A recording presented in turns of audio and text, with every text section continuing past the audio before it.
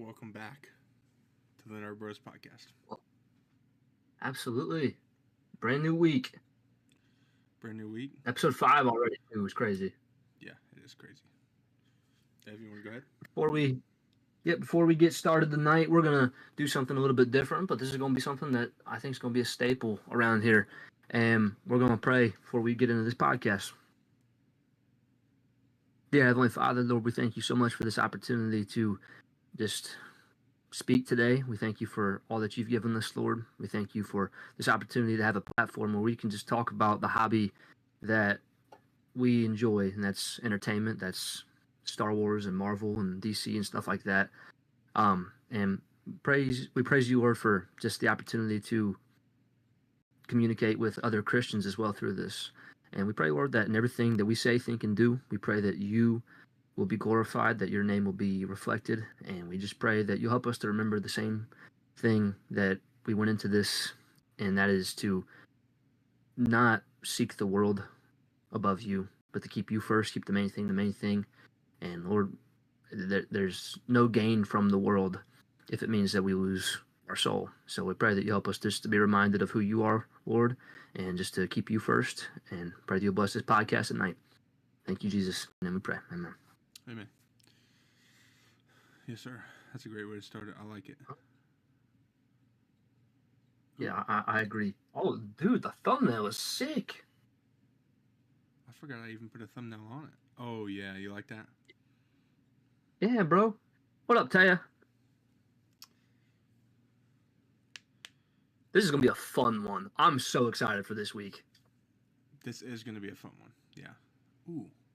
It's a little blurry. Oh, there it goes. All right, it's fixed.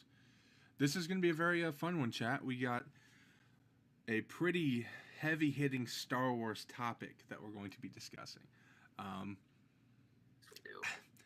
I'm nervous about the topic, but I'm not nervous about it. Like, you get what I'm saying?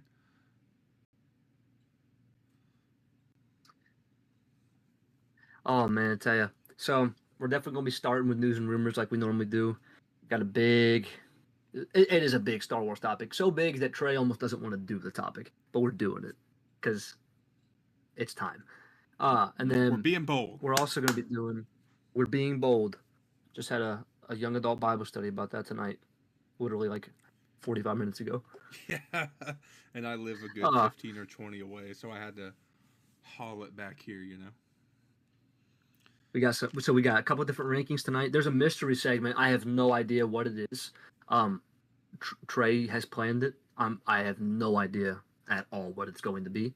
So we're going in blind. And then if you can tell by the thumbnail, there's going to be some Doomsday talk tonight. So it's going to be pretty cool.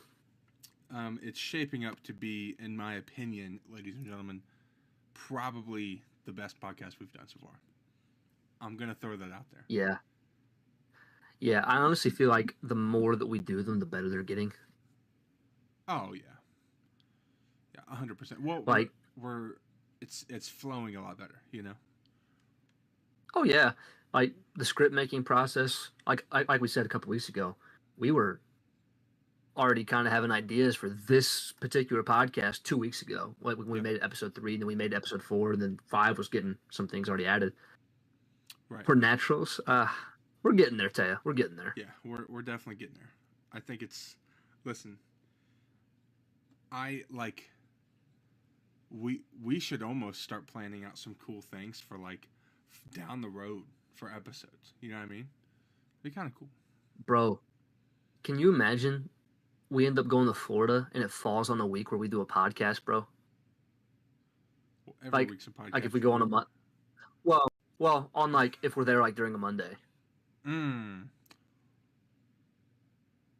It'd be the first podcast where we're just chilling together, talking. How would we do that? We figure it out. That's interesting. Yeah, dude. Our first podcast on location. Oh, wow.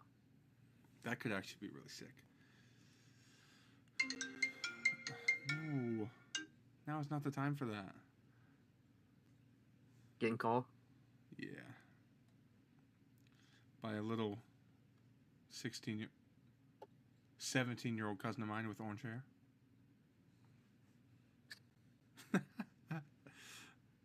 That is true, Taya. We will be in Florida, but man, you imagine we did like a whole thing for the podcast, like a clip of the podcast. It wouldn't be live, but imagine we did it at MegaCon. I had that thought. I've That'd be had that sick. thought. What up, Do you Cam? know how sick it would be to do a live one there with some of our viewers? That would actually be sick. Oh, I'd be down. Yeah, 100%. That might be something we have to plan. All right, it's 5 after. We're gonna get into the news and rumors section of the podcast, ladies and gentlemen. Trey, tell everybody why you're so excited. So first things first, I just put it on airplane mode because Cam reminded me. So appreciate that, my buddy. So yeah, the first topic for news and rumors, ladies and gentlemen, is about my boy, one of my favorite superheroes of all time, Robin, potentially joining Robert Pattinson's Batman. So the Batman 2, super excited for that. I think if that's the actual case, which part of me doesn't believe it 100%, but part of me does.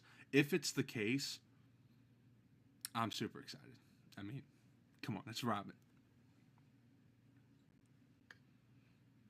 Yeah, I talked a little bit about it in my initial reaction video to it, and regardless of how he shows up, I'm happy we are getting Robin, whether it's in both universes or whether we are combining the universes.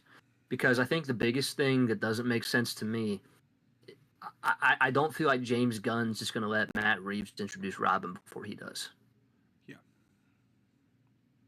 So, like, because Batman, he couldn't help. Batman was already introduced. But my thing is I still think that it's a very big possibility that Pattinson is still joining the DCU. Ooh. I have a And thought the now Robin that I'm thinking thing about makes it even more like of a thought for me. I think Well, that for it's sure. even more strong. Especially because people are saying that the Batman 2 is going to be the Brave and the Bold.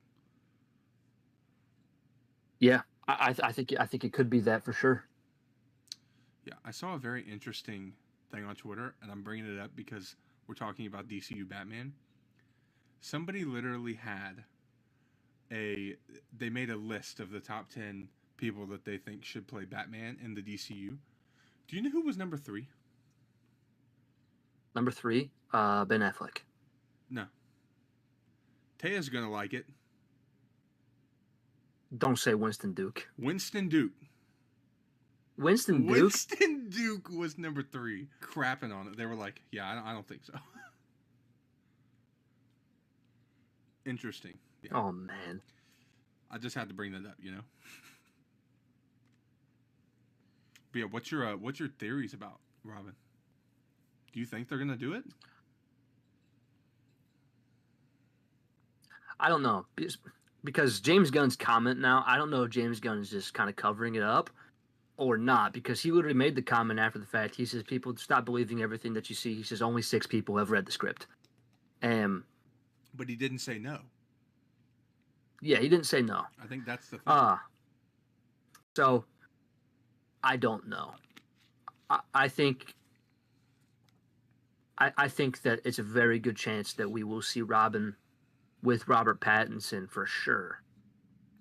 I just don't know where it's going to be. But I think that Robert Pattinson is going to get what he wanted, because 2022, he literally said, he says, I want to have a Robin in my universe. Yep. Quick segue. What Robin do you think we're getting? If we get it. Now see, in this, that's where it gets... So in the Batman universe, what Robin? In the Batman universe, Damian Wayne makes no sense, because he's year 2 going into year 3. He's not having a kid right now. So not Damian Wayne. I don't think it's going to be Tim Drake. I think that there's only 2 choices that could... there's 4 main Robins. There's been other ones, but the main 2 choices would either be Dick Grayson or Jason Todd. Now, my theory about this is you could do either one of them very well. We've already seen Dick Grayson on the screen by Chris O'Donnell with George Clooney's Batman. That one, it didn't seem a ton like Robin, but he did fine. But with that being said, if they did Dick Grayson again, and that's where it got introduced was in this universe, I'd be fine with it. But I think that if you were going to, merge these universes, I think it shouldn't be Dick Grayson. I think it should be Jason Todd. And my reason being is they're making a Teen Titans movie in the DCU. So you could have Dick Grayson leading the Teen Titans, and that sets it up for Jason Todd to be the Robin for Batman. And with that being said, the Joker has already been introduced. So imagine within this, it wouldn't be the second movie, but imagine like the third movie, or maybe even if he ends up getting more movies as playing Batman, and they finally bring it to live action where they do a death in the family and they kill off Jason Todd because the Joker kills him. So, and I think Jason Todd's the perfect gritty choice, him or Dick Grayson. But that's my assumption. If it's going to stay where it's at in the universe, Dick Grayson or Jason Todd. If it's going to be merged, then make it be Jason Todd and let Dick Grayson have the Teen Titans. That's fair. So, did you say Teen Titans is going to be a movie or a show? Yes, but it's a movie. Interesting. I was kind of hoping for a show, but at the same time, I'll take a movie. Yeah, I think that they could do something beautiful with those characters. And I don't believe James Gunn, I know he's not writing them. I doubt he directs them either. But with him overseeing it, James Gunn is awesome at doing team-up movies, as we saw with the Guardians. Yeah. So I think that he'll approve something really, really good for the Teen Titans as a film. Yeah, that's true. And shows, yeah, you can have more story told over a long period of time, but sometimes, this is not always the case, but movies almost just feel more impactful. Yeah, especially if they're hitting every single scene. Yep, so like Superman. Yeah, honestly, Fantastic Four. I didn't feel like there was a lot of missed moments there. I agree. There was a lot more talking and a lot more action as opposed to Superman, but each scene that they did was still really, really good. Like, they were able to have that many talking scenes without most of the fandom getting bored, and I thought it was great. Agreed. Anything else on that topic? Who do you want to see? Which Robin do you want to see? So there was a moment, chat, when I started smirking when he was talking, and I thought about saying who I wanted, because I knew he was going to ask that question. And when it in my head popped an answer, and I was like, I cannot say that on stream, because that will Evan will quote that. He'll put it in the Discord. Bad idea.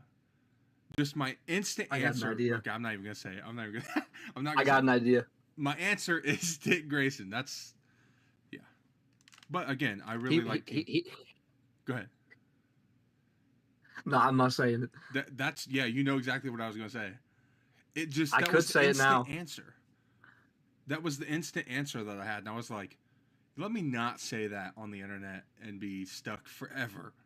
All right. Yeah, we'd go from the infamous small one moment. Yeah, it would have been way worse. Something way worse. That would have been pinned at the very top of the Discord. Oh yeah, it definitely would have, and everybody would comment on it every day and tag me just to remind me. We should do that with the quote now. Good idea. Tag nabbit. Good idea. Yeah, but Dick Grayson for sure. A lot of it has to do with I'm a big Teen Titans fan. Mm-hmm. And then also I don't know. It's probably the one Robin I know the most about. I don't really know, especially there's a girl Robin, no? Yes, that's a lot later on. Okay. Yeah. Like that's from like the Batman Returns one where he's been gone from being Batman for years and he's like older. Yeah. But I think my big thing about it being Jason Todd would be that, especially if it's merged, because if they're already making a Teen Titans film, that's going to happen soon. So if it's Dick Grayson, then he won't be with him for a long time, because he'll leave to start the Titans or join the Titans. Well, that's if this movie is DCU. True. if it's not, I don't know what, you know. It could go a whole different way if I it's agree. not DCU, you know? But yeah. Oh, I hope it happens. Oh, me too. My thing is, I absolutely hope it happens. it's such a difficult topic because I want, like, you know how I feel about Pattinson's Batman. I think that is the best Batman film of all time, and I think he is probably my favorite Batman. But here's the thing. I love the character so much that I am totally okay with them doing two separate Batman stories at the same time. I'm okay with having his stories and then also a DCU Batman. I'm totally fine with that. I think my biggest problem that I'm having with it is we're only going to get 2 more movies with Pattinson if he doesn't join the DCU. That's true. However, if those 2 movies are absolute bangers and they do phenomenal at the box office, I could see them saying, we're going to approve another trilogy and keep them around and just keep going. My only thing is, though, I think Matt Reeves is going to take the Christopher Nolan approach because they had a chance to make a 4th like Batman film. They just ended up not because of obvious reasons. But Matt Reeves has heavily talked about how like it's planned as a trilogy. I don't know if he's going to want to make another one after. That's fair. Especially because he's taken like 2 to 3 years to write the script. That's very true. I know. The thing, though. I know we had strikes and other things as well, but like still. If the next 2 in the Batman series do so good, and like they do better than the 750 that the first one did, if they both do better than that and the budget is around the same, they're gonna be like, hey, we know you don't want to, but here's a little bag for you. And he's probably gonna be like, all right. Pattinson is getting old too. Well, but what's old? He's already in his 40s. Ooh, he's in his 40s and he's only on year 2?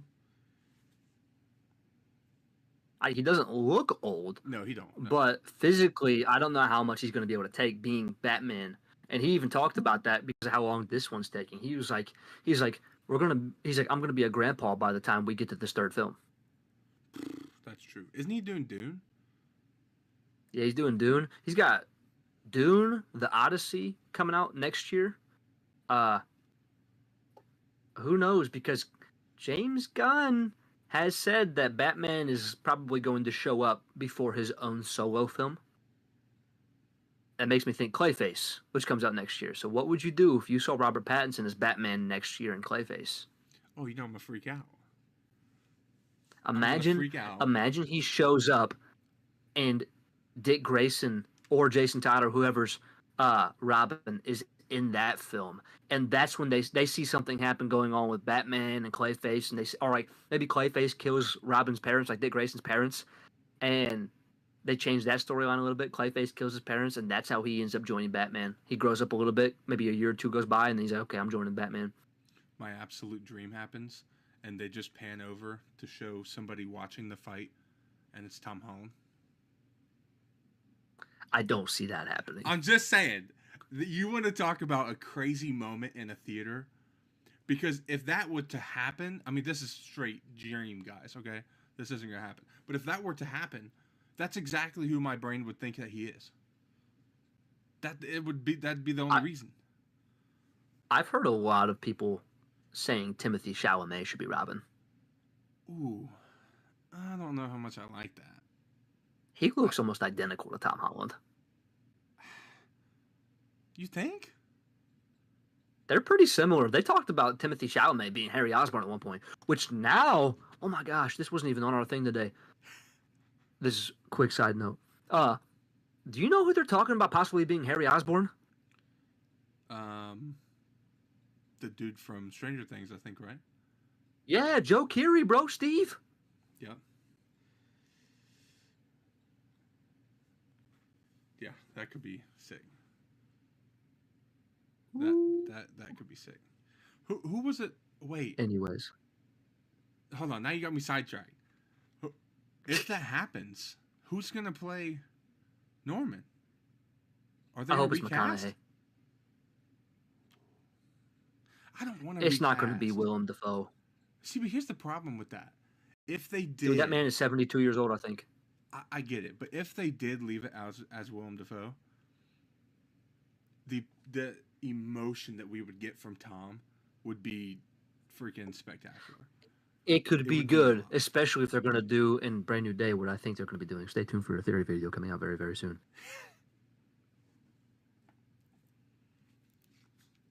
Yeah, I think we elaborated a lot on that one, but we had a lot to say.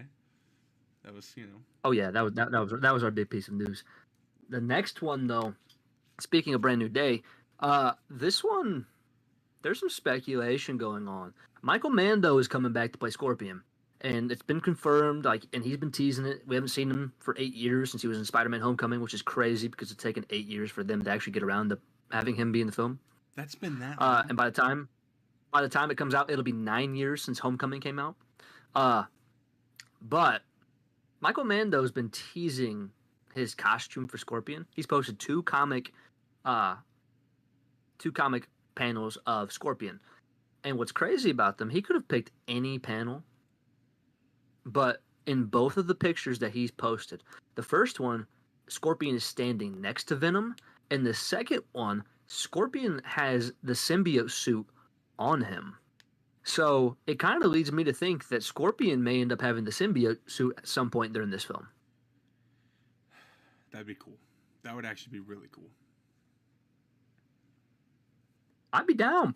I honestly don't know what's happening anymore with the villains of this film because Mr. Negative is apparently not the main villain. Yeah, I've heard that he's not even in it. No.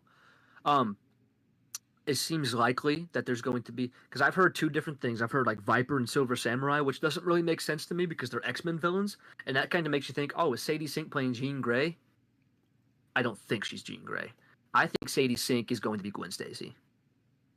Yeah, I do too. And a big reason being, they said the other day there is a younger girl who's playing the younger version of Gwen Stacy in this film. So it's probably going to be a flashback to her childhood, and then Sadie Sink is her. Ooh. I think Sadie Sink is going to be Gwen Stacy. So I don't think she's Jean Grey. It'd be sick. And that's our first tease of the X-Men, but I don't see them doing it in the Spider-Man film. There's too much going on. And this is Tom's first alone movie. Dude, even though he's not alone. Seem like there's a lot going on. There really is a lot going on. So I don't know. I think one of the villains, because they said the main villain, people haven't even said who the main villain is yet. So I'm confused. There's also going to be a newer villain. She's female. She's kind of Japanese style. You have all these henchmen. Scorpion's going to have a big role, but you have the Scorpion, Tombstone, Ramrod, the Tarantula. There's a lot. I think we're going to get a Fantastic Four. I think we're going to get a Fantastic Four montage sequence like the beginning where they're fighting all their villains, and then it's going to be short. Scorpion's going to have a big role, but I think some of the other ones, nah, not that much. Well, see, so I watched, shout out Josh, the Den of Nerds. I watched his video today, and he was talking about so in the comics, there's this whole bar it's the hangout for all of the villains. I forget what he said it was called, but he said he thinks that bar is going to be in the movie. That'd be sick. Yeah. So he said that's where a lot of these villains are going to get introduced. So I think that could be cool.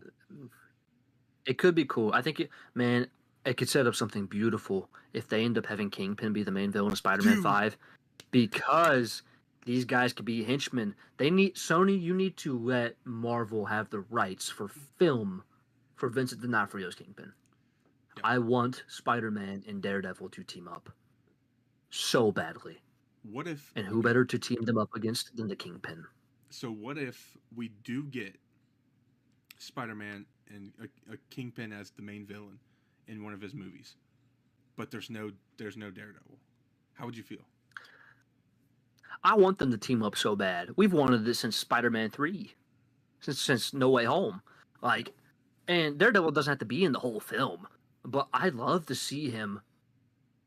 I'd love to see him fighting it side by side against Kingpin. It could be the whole movie is Tom, and just him going up, trying to figure out who it is. And he could go to Daredevil at some point for like insight of like, okay, that's kind of funny being insight because Matt Murdock's blind. But this is some advice on like, okay, who is this guy? How do I take him down? It could be something along. Obviously, he knows he's the mayor, but he doesn't know how to get to him. So he goes to Daredevil for some like, okay, this is how you're gonna do it because Daredevil he does it. And Cam, I see that. Anything to prevent Tom from getting a solo film, I get that. But bro, you can't tell me. Would you not be happy if we had a Spider-Man Daredevil team up? Because that's the thing. I get it. I don't want Tom to have to rely on other heroes. I'd like to see him collaborate with other heroes. But my thing is you got to realize New York is like the most populated city of superheroes. And like, what did we get in Tobey Maguire's Spider-Man? We had no other superheroes. What did we get in Andrew Garfield's Spider-Man? No other superheroes. You're telling me that he's not going to run into another superhero at any point in time while he's going around New York City? Yeah. They don't need to be his mentor. They don't need to be, oh, I'm going to guide you through this. But I'd like to see them team up. So I've also heard that people have said they believe that the Hulk is going to end up being the main villain of this movie. I find it interesting. How do you feel? I heard that in the beginning. I honestly think that there's going to be something. There's going to be something that is controlling him. If it's not Mr. Negative, I don't know what at the moment. He's going to be controlled because why on earth would Bruce Banner just be a bad guy? Think he could be controlled by Doom? If that's the case, then he might be turning him into Maestro because the evil version of Hulk. My only thing is that should be like multiversal. I feel like the evil version of Hulk should be its own variant because if we're getting what we're getting in Doomsday, possibly with like the original Avengers all coming back as villains like Captain Hydra and Maestro, stuff like that, that'd be kind of crazy. Yeah, that would be kind of.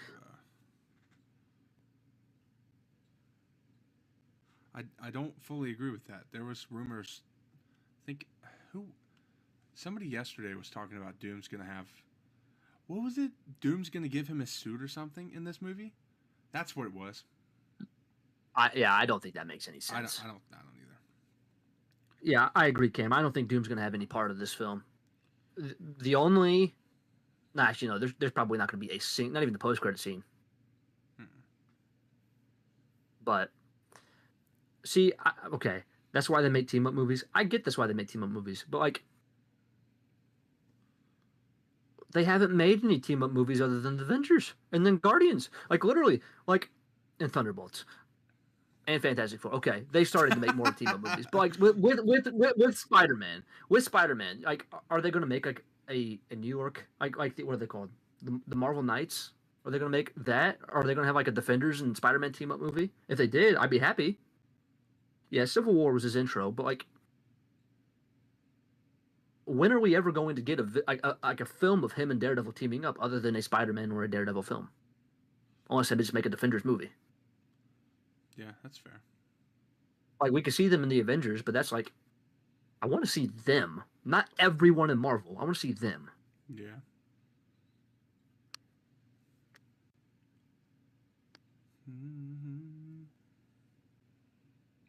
They're going to have to do it. Yeah, they probably will have to. Will they, though? He does team up with every faction in New York City, which is also another reason why I think he's teaming up with people in this movie. Like, the Punisher's in town. And that's the thing, too. The Punisher and Spider-Man just make sense.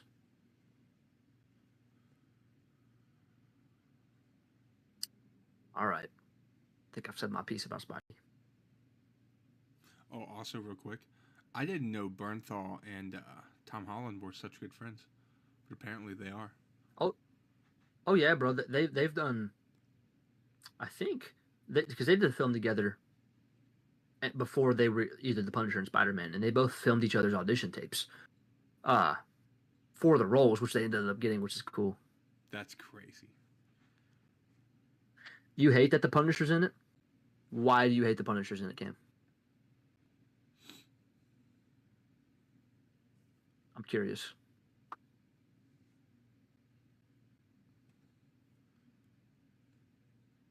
Is it because they're going to tone him down a little bit? I've read that he's still going to be a psychopathic killer. He's just probably going to be.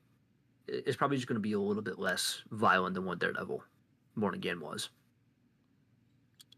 I read something earlier today too, though, and it made so much sense. It was like John Bernthal's Punisher may end up being the very first person in the entire MCU to call Spider-Man Webhead. like, hey, Webhead, or something like that, because nobody's called him it yet. It's true. Punisher in a PG-13 movie is not fun. Punisher would get ripped in half by the Hulk. He's gonna, dude. They talked about it. He's gonna get the War Machine armor. He's gonna have the War Machine armor. Ooh, now, does that mean? Absolutely. They said he's gonna get an upgrade in this film, and yeah, no, he cannot stand anywhere near the Hulk without being obliterated. So unless they just want to kill off the Punisher in this movie, he needs something. Now, there's no way they kill him off. No. I do think we are going to get that scene, though, from the comics, like Civil War, when Spider-Man's he's basically almost dead, and the Punisher's carrying him in, and he screams, "We need a medic."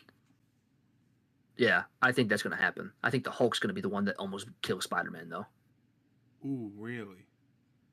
And the Punisher's going to end up teaming up, because they're all going to fight at some point. It's going to be like the Avengers, how they all fought in the beginning, and then they end up teaming up. It's going to happen when they realize who the villain is.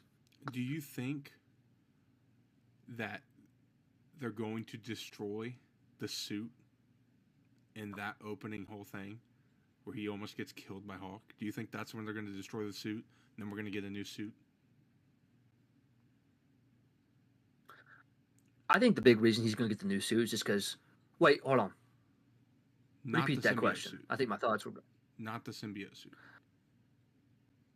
Oh, I think the new suit he's getting is going to be the symbiote suit.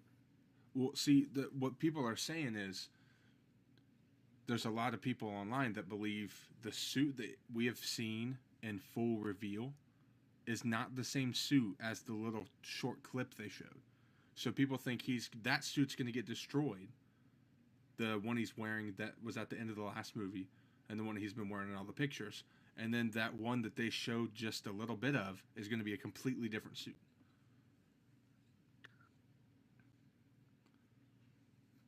Maybe. To me, it doesn't make much sense. But I agree. I don't know how I feel about it. Because a lot of people don't believe he should get the symbiote suit till end of Doomsday, or maybe at the beginning of Secret Wars. I could see it because he has it in the Secret Wars comics, but I don't think he's going to be in Doomsday. That's why I think he's getting it at the end of this film. He's going to get it at the end of this film, and then he'll have it for for Secret Wars. That could make sense. Dude, we're really just about to get Doomsday with no Spider-Man. We're going to get into it, though. Do you know how many people were in this film? That is true. That's coming up later, chat. All right, our third piece of news. Cam, hold on. You're going to head out? All right. You have a good night, too, Taya. All right.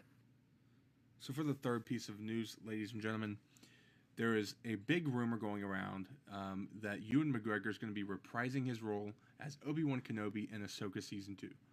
Now, he has come out and said that that's not true. He said he misspoke. I think he is trying to cover for himself because I think he's full of crap. He's absolutely in Ahsoka Season 2, in my personal opinion. There's no way he's not.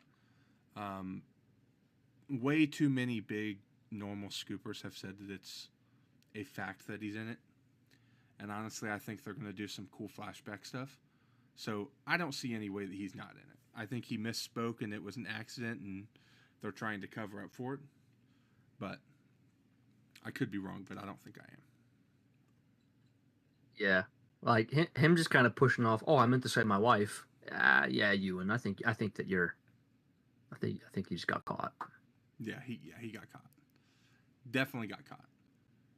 I think there's a lot of cool things that they could do with Ewan in Season 2, to be honest.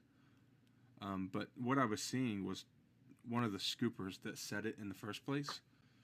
And then, now everybody's trying to backtrack. They said, I promise you, he is in at least one episode, and the episode he's in is he's heavily in it.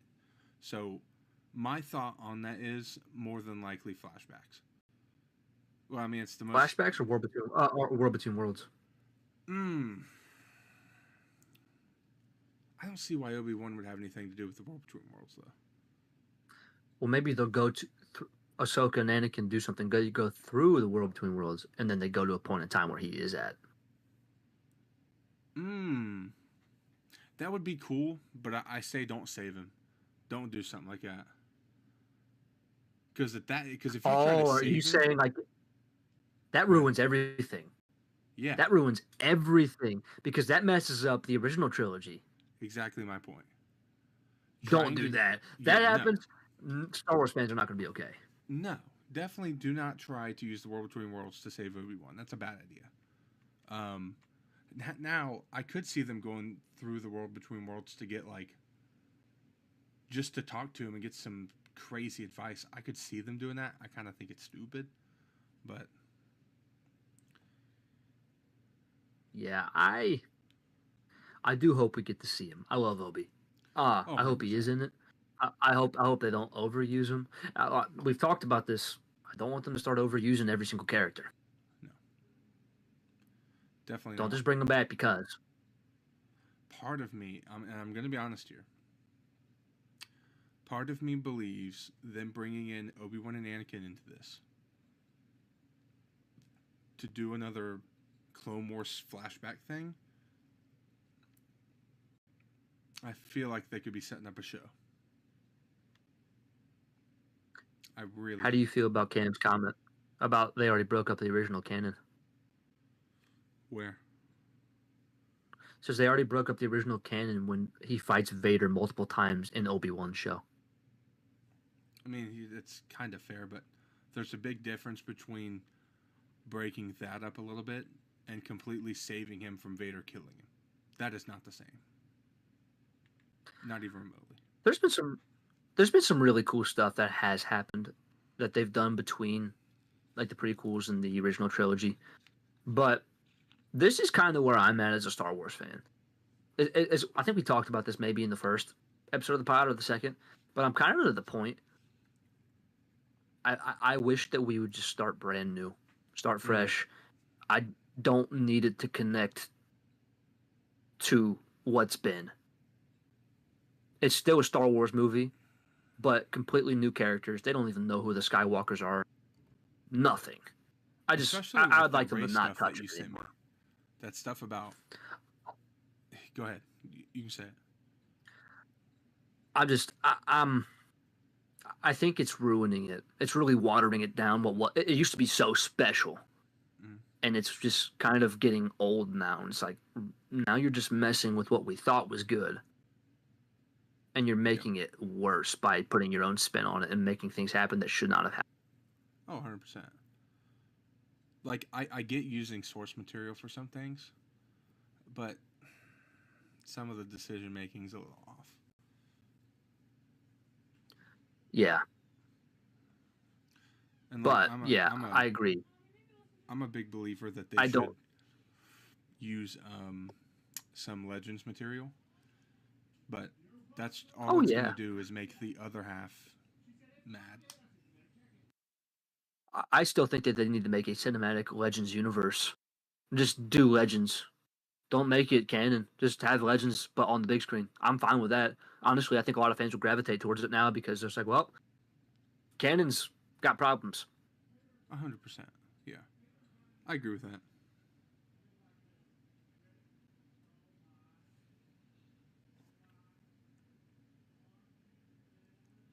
If you keep giving them passes, they're going to keep pushing, making the OGs obsolete. Yeah, I think the OGs were very special, Yeah, but instead of that, they aren't they making 3 more episodes? Yeah, Cam. They talked about having an Avengers Endgame culmination to whatever's happening with Ray. I think that that's not the move. I'm it's not a not the move. fan. It's not the move. It's definitely not the move. I don't. Doing it with Dave's Heir to the Empire stuff, I think is perfectly fine. Um, but bringing back a bunch of old characters for race stuff, Right. Like it's stupid. It just sounds like a cash grab. Yep. And honestly, it seems like it would maybe be an unsuccessful one at that, to be honest.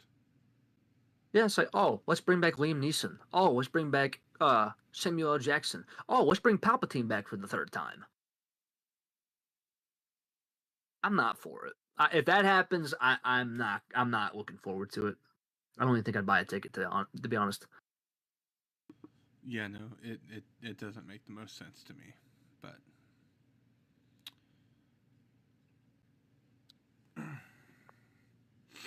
All right, my friend. so we're gonna be designing. Oh no. Okay, I'm gonna have to do this segue. We're going to end up skipping it. All right.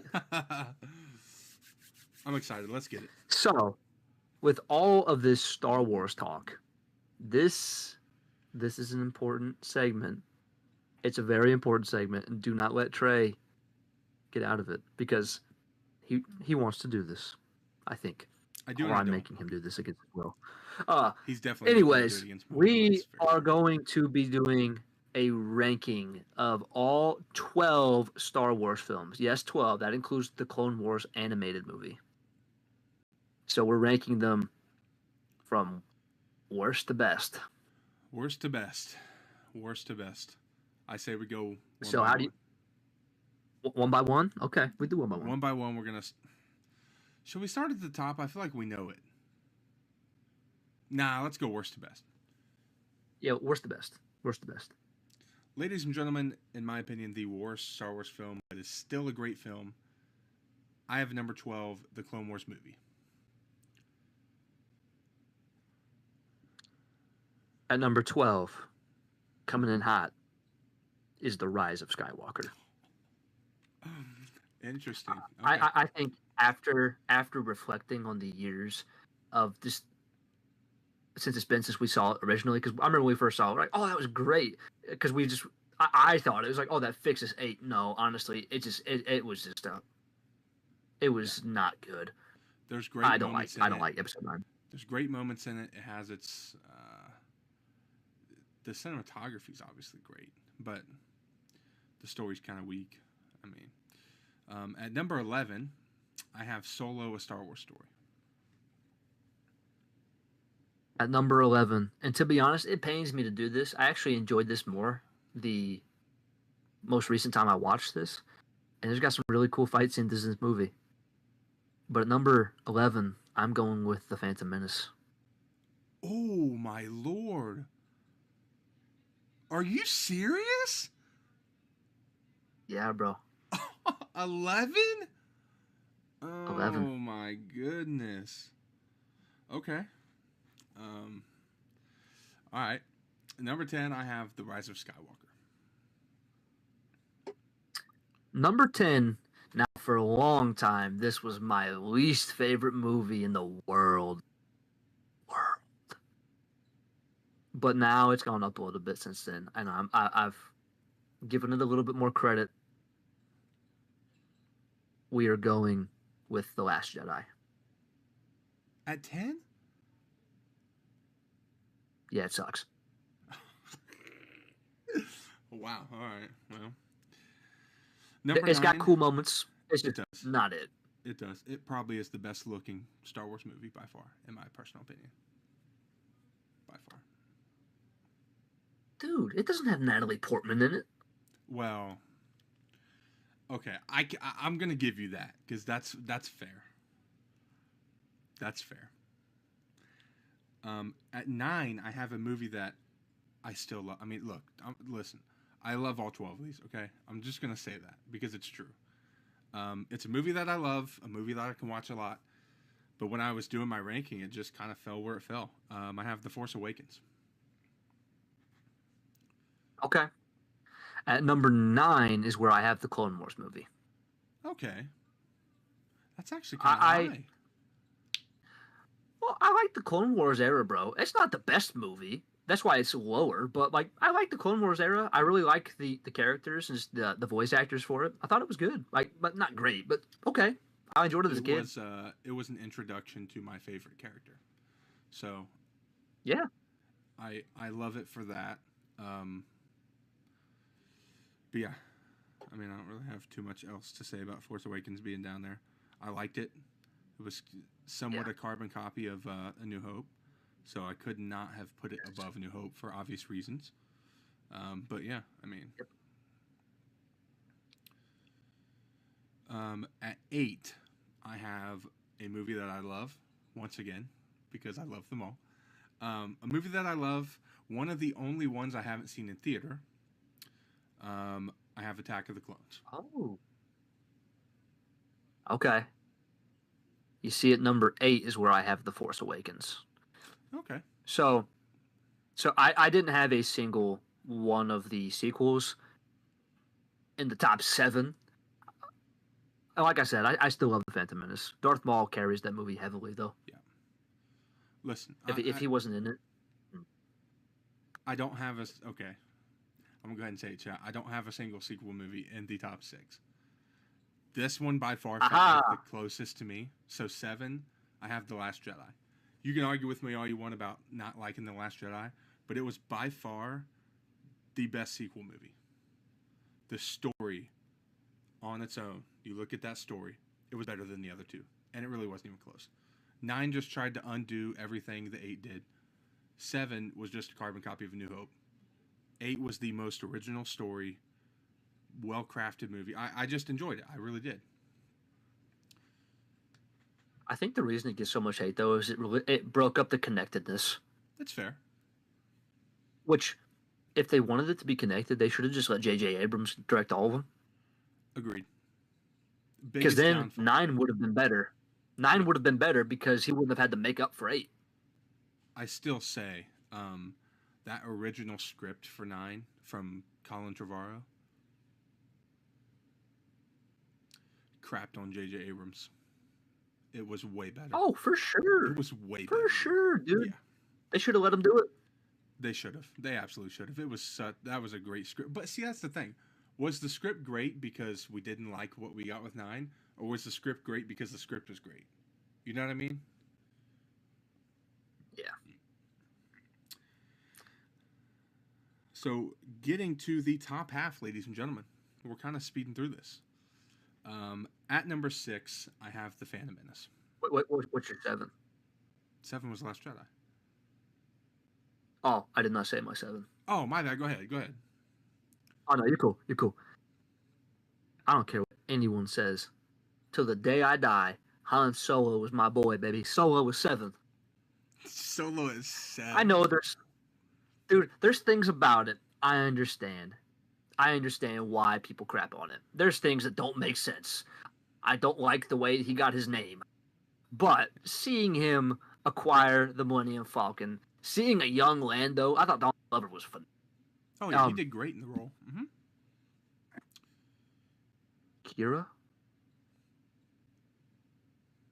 Chat, I'm just saying. Bro, Maul?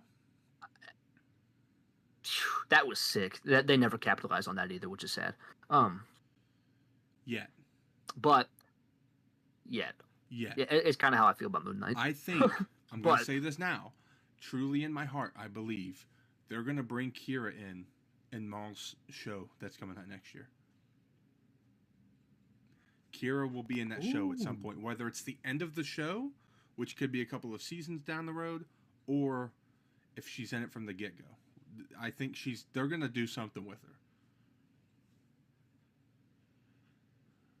And from that comment that was about to come out.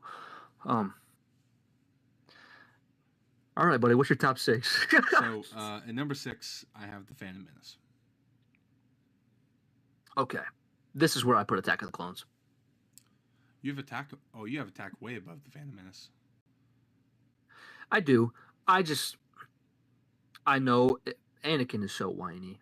I blame George. It's George's fault. But seeing just all of the Jedi together on Geonosis is sick. I love Dooku. Dooku's phenomenal. Getting to see more of Yoda just fighting, and I liked a lot of that stuff. Kamino was a cool planet. Seeing that the clones get made, which ended up leading into Clone Wars, which was dude. I like Attack of the Clones. Oh yeah, it's definitely a great movie, bro. I love it. I can't wait to see it in theaters because let's see, what have I not seen? I haven't seen the Clone Wars movie.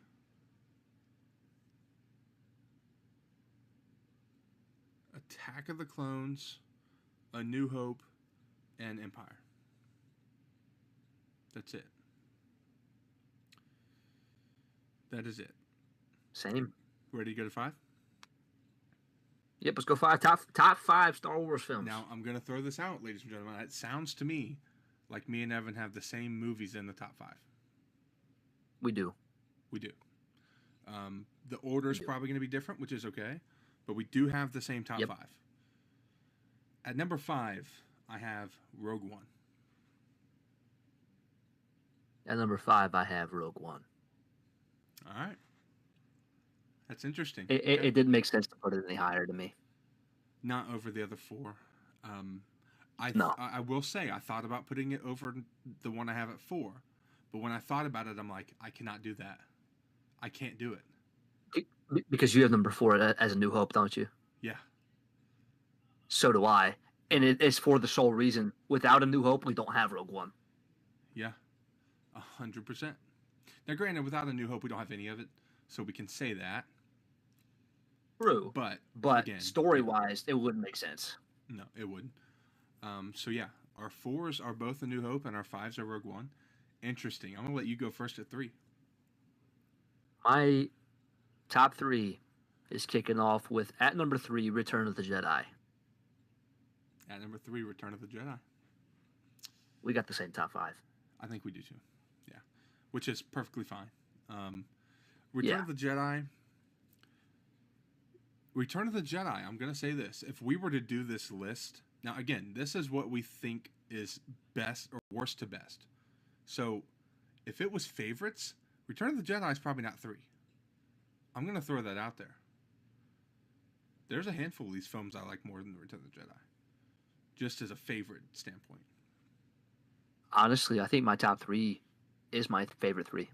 Really? Mm-hmm. Interesting. Okay. I love Return of the Jedi. I probably watched it the most.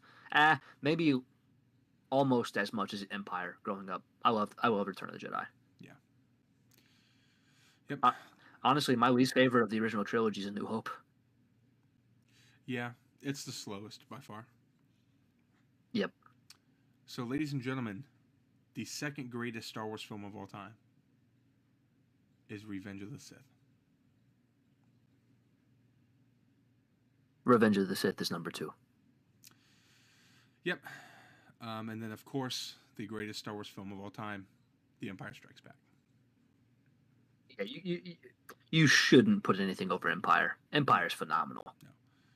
Empire... I feel like that's the one that fans should never argue about. No. And that's the thing, like, you know, people can argue that, like, of course, I say it's the greatest film of all time in general. There's films that you can argue, okay? There is not a better sequel than that. There's not. What are you going to say? So, no. So I'm going to ask you. Obviously, with it being a Batman film, we know Batman doesn't carry. But The Dark Knight, bro? How close would you put it to Empire as the best sequel? Because that's not a bad movie. For being a sequel, that's phenomenal. That is phenomenal. That is fair. That's probably one of the better answers that I could have heard for sequel. Because, dude, but I still don't think it's better. I don't know a lot of people who think The Dark Knight's a bad movie. I know a lot of people that don't think it's a good Batman movie, but that's a great movie. That's interesting. Yeah. It's sad, too, because I love Bale. I love Christian Bale. Yeah. But yeah, ladies and gentlemen, that was sick, though. Yeah, that was our Star Wars movie rankings. It was kind of interesting. I was very nervous to do it, but I'm fine with it now. Yeah. Look at that. You did good. That's correct. And honestly, the only comment we got was about me putting Phantom Menace below any Rey movie. I felt bad doing it, but I had to. For me. I mean, I had Phantom... Wow, I didn't have Phantom Menace below any Rey movie. That's crazy. I had it just above Last Jedi.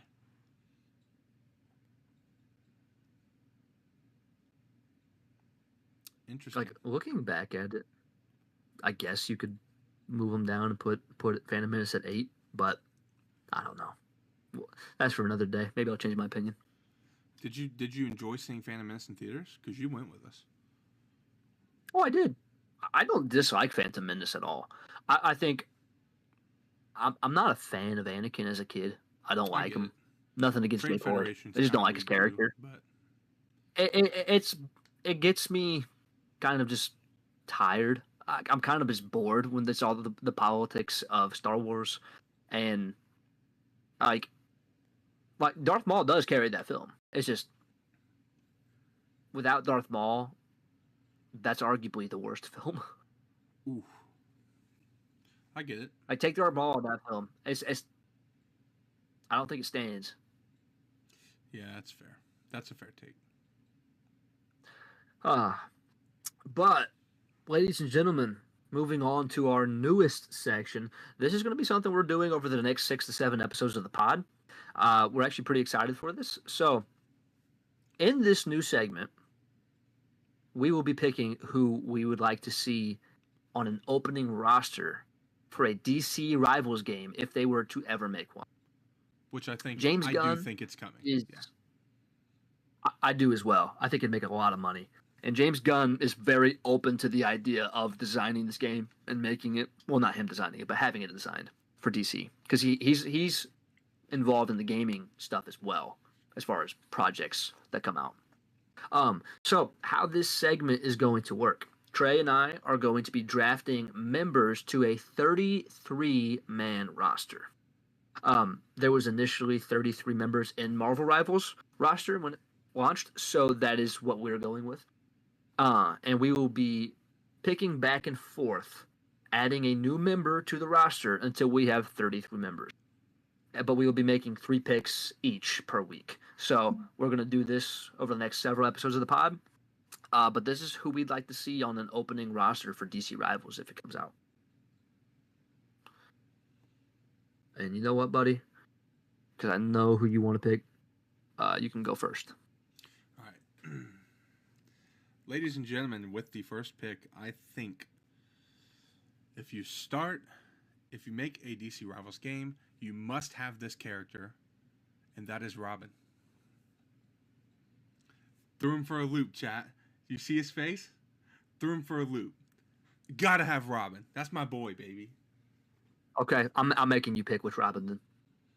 Oh, I'm gonna say Dick Grayson because I think that you have to eventually have Teen Titans in the game too. So, Dick Grayson's Robin. Yep.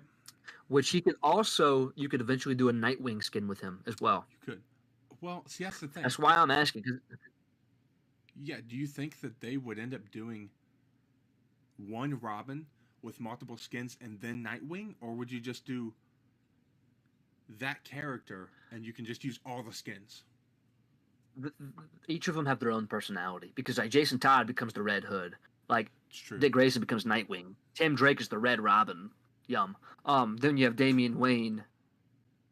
He's like a sword master. Like, so they each have their own thing. So, and they all have different fighting skills. So that's why I think it should be a specific. That's fair. All right. So if he's picking Robin, I guess I have to pick Batman. You can't have a DC Rivals game without Batman. That's who I thought you were going to take. Honestly, that's who I was originally going to take, but I wanted to throw you for a loop, so I did. So, you knew we'd be on the roster anyway. Yeah, I mean, you're not leaving Batman off. And honestly, if you would have picked somebody else there, I was taking him anyway. So, it didn't make a difference. For sure. It's not like we're picking against each other. We're picking just... Oh, we're designing a roster. Yeah, pretty much. I do have a thought, though, for maybe we could start it next week and do a little bit more research into our characters and figure out their player type and some of their abilities. Honestly, once we have our 33-man roster, I think we should go in and then put them in places. That's fair. Okay. And then we could even design, like after that, we could even go into designing seasons for it. Like, we could pitch an idea to DC, like even if they already had the idea back. Listen, DC, we only want 105% of all sales, okay? That's all we want. Absolutely. All right, 97. All right. Who you picking next? Um,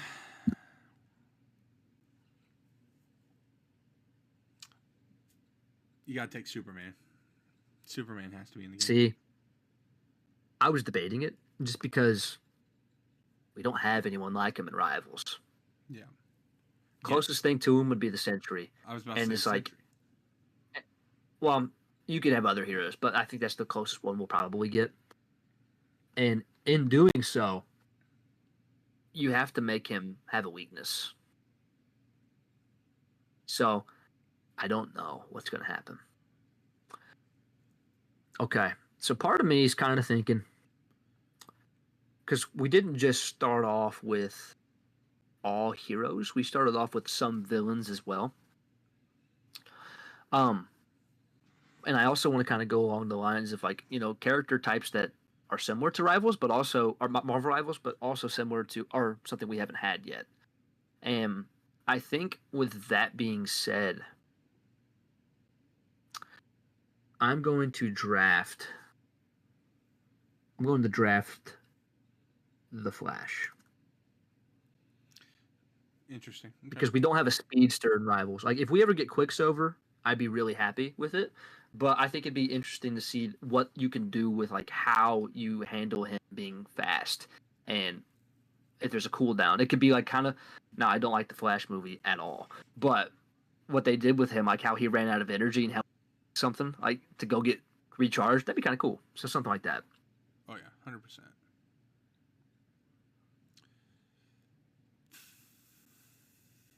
I feel like the answer has to be Wonder Woman, to be honest. So you're going with we got the big three on the. Yep. Wonder Woman, Robin, All right. and Superman's who I picked. Yeah. And I got Batman, the Flash. Part of me is debating if I want to go with another Justice League member, or if I want to kind of branch out a little bit.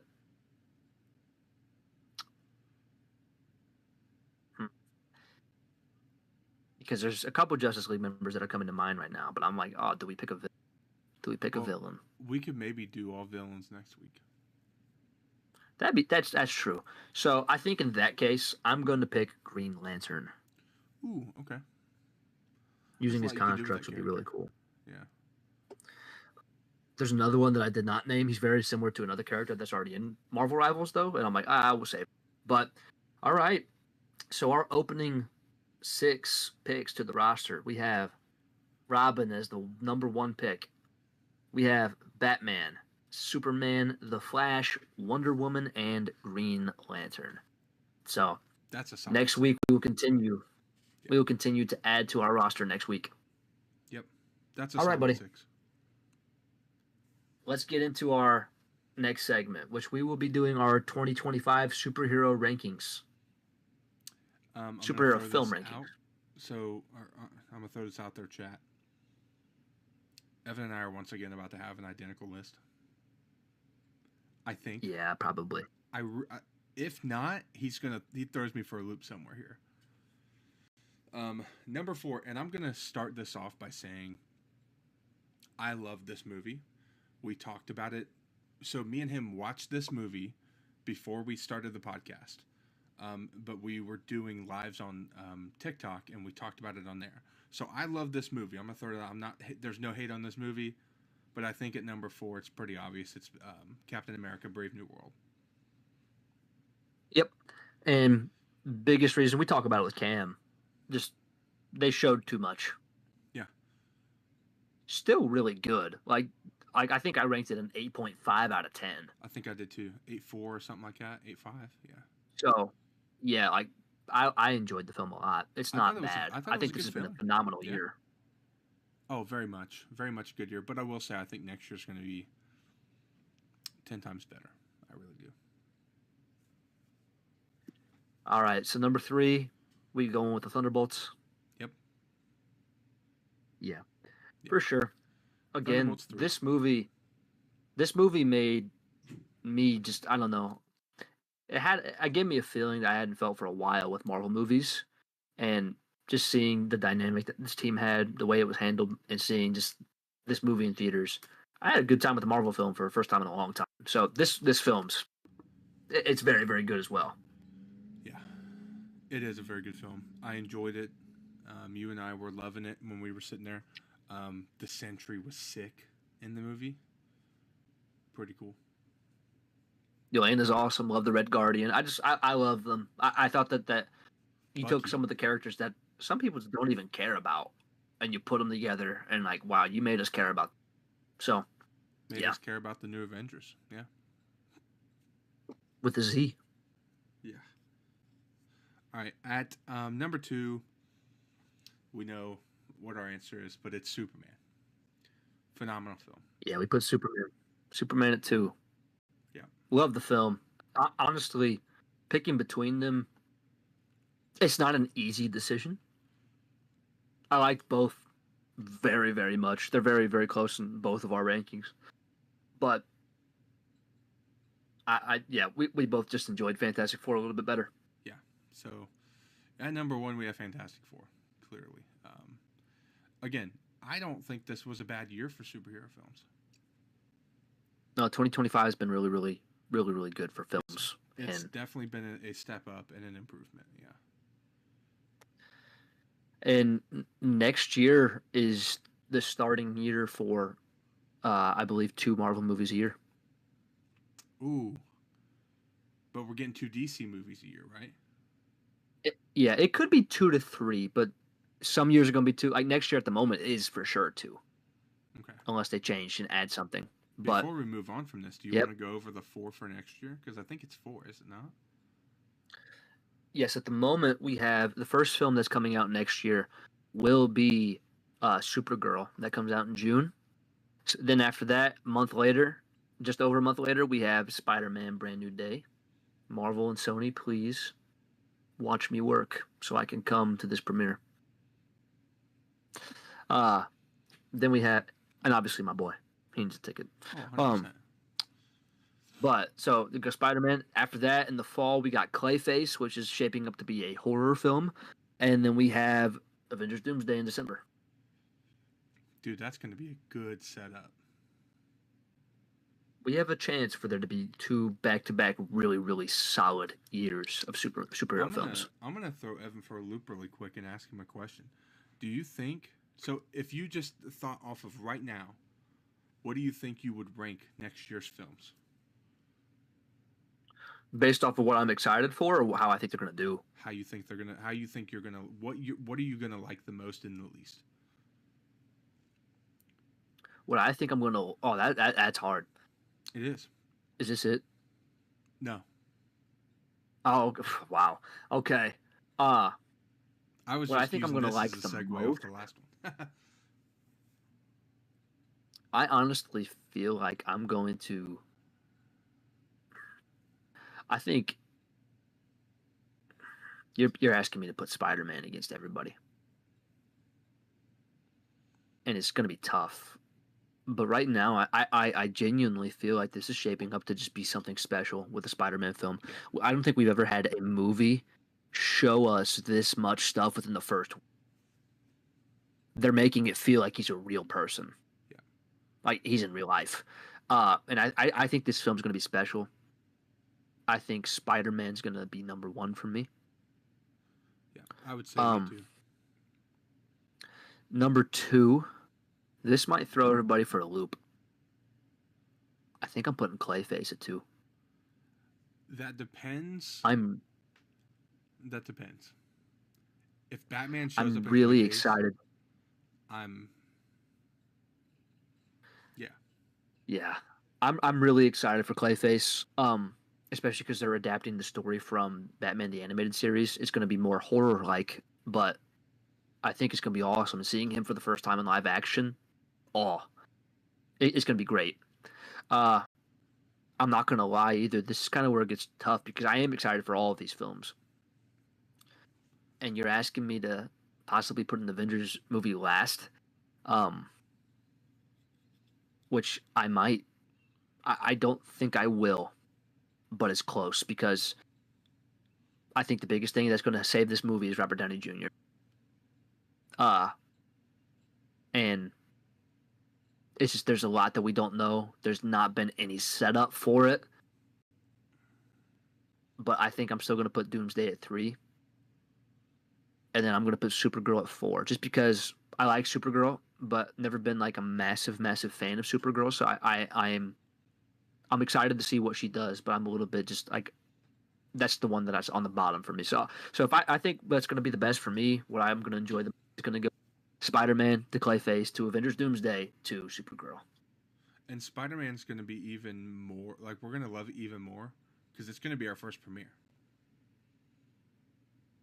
Absolutely, dude. I'm not even going to lie. When this happens, I guarantee you, I'm going to cry. I'm going to cry. It's going to happen. It's going to happen. We're going to make it happen. All right. Welcome back, Taya. I would say my list is probably identical to yours. Really? You got Clayface at 2? Yeah. Well, again, if we get Batman. If there's no Batman... What if we're not getting Batman? If we're not getting Batman, man, I might have to put it 4 then at that point and just move everything up. After Supergirl? Yeah. Yeah. And then Clayface is sick, bro. Yeah. So now, ladies and gentlemen, we have a surprise topic. This is 100% a surprise for Evan. He has no idea the question. I'm scared. It's kind of a segment I feel like we should do a lot and kind of alternate who asks what question. It's kind of a difficult question. I think he's going to... I don't know what his answer is going to be. I have no idea. So here it is. Who would be the better hero if you switched Batman to New York City and Spider-Man to Gotham? Who struggles more? Who's the better hero?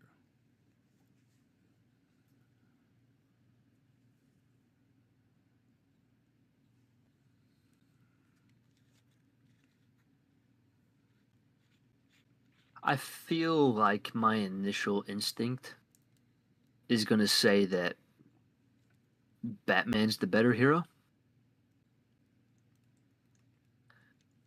And biggest reason being, I don't think it's going to take Batman extremely long to figure out what the weakness of everybody is. And Batman also deals with a lot more fantastical villains that are a lot more powered. And they just have a lot more different abilities. Spider-Man's villains normally they're still human. They're just their weapons are more enhanced. Their training's different. I honestly think that Batman would have an easier time defending New York than Spider-Man would in Gotham. Not that Spidey couldn't handle it. I just think that it'll be easier for Batman. I very much agree. Yeah. I think Spider-Man would struggle a little bit for sure. Like, don't get me wrong. Peter's awesome as well, and he's very, very intelligent. He'd figure it out. It's just, it'd take him longer, in my opinion. Yeah. Agreed. Very much agreed. What's up, Drea? What up, Drea? Man, I did like that, though. That was nice. I was actually scared. I was like, man, what's he about to ask me? I thought it was about to be another one of those red pill things, bro, where you're about to make me pick. Oh. So I thought you were about to break my heart on the pod again. Nah. Definitely not nothing like that. But now you got to think about next week's question. Because we got to make that a regular thing. Yeah, I'm down. I'm down. That was a good one. I will say we're hitting it about on stride again. We're doing pretty good. Yep. Ladies and gentlemen, the main portion of our discussion tonight for the pod, if you have not already paid attention to what Trey's thumbnail is for this, or what I put in the Discord, those who are in Discord, we are talking about Avengers Doomsday, and not just about the movie. We have a question, and we're going to try to answer it the best we can tonight. Is Avengers Doomsday doomed? Yep. Is it going to flop? Is it gonna flop? We have a lot to break down. We're going to be breaking down cast, potential cast. We're going to be talking about the budget. We're going to be talking about the rumored plot and what we've heard so far about the film. We're going to be discussing Marvel fatigue, and we're going to be talking about what we personally are skeptical about right now when we think about the film and where it's going to go. So that's going to be probably the next 30, 35 minutes. So everybody, buckle up, get your popcorn. We're going to talk, and we would like to hear your thoughts as well. So, hold on, pause. Starting off with this cast. Pause. Yeah. Read Drea's comment right now. Alive. The bottom one? Like, read out loud. If it flops, I'll follow Nathan off that bridge. Drea is currently watching One Tree Hill. That's funny. Yes. She does not have any intention going off of a bridge, YouTube, so please do not comment or give us a community strike.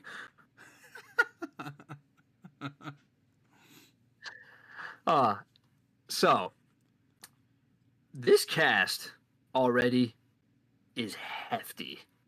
As we saw, we had that chair announcement where they announced it's so casting, but we got those members. There's actually a rumor that we're going to be getting a second cast announcement on August 27th. So that's interesting. I don't know what the full cast is right now, and I know you're going to read it. But I can't believe they're literally going to double chat what we're getting. Like, what he's about to read, they're going to double that, which is just insane. Yeah, currently, the confirmed cast members of this movie, there's 27 of them. So I'll read them to you. We got Dr. Doom, RDJ. We got Pedro Pascal's Mr. Fantastic.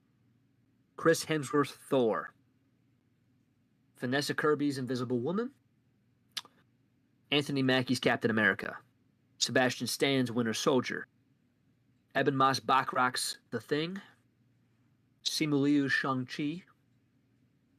Florence Pugh's Yelena Belova. We got Lewis Pullman's Sentry. Shout out to Teo. We got Winston Duke and Baku. We got Tom Hiddleston's Loki. We got Patrick Stewart's Professor X. We got Rebecca Ramajin's Mystique. So some X-Men characters. Professor we got X. Joseph Quinn. I didn't know he. What? Yeah, Professor X. He's confirmed. All right. So he's one of the X-Men. We got Rebecca Ramajin's Mystique confirmed. We got Joseph Quinn's Human Torch. Paul Rudd's Ant-Man. James Marsden's Cyclops. So there's a third X-Men. We got Channing Tatum's Gambit, which he wasn't in the OG X-Men. He was in the stuff from Deadpool. So Channing Tatum's coming back. We have David Arbor's Red Guardian. Hannah John Kamen's Ghost. So we're getting the Thunderbolts. Wyatt Russell's U.S. Agent. Ian McKellen's Magneto. Alan Cummings' Nightcrawler. We got Danny Ramirez's Falcon, Kelsey Grammer's Beast, Letitia Wright's Black Panther, and Tenoch Huerta's Namor. That is the cast so far.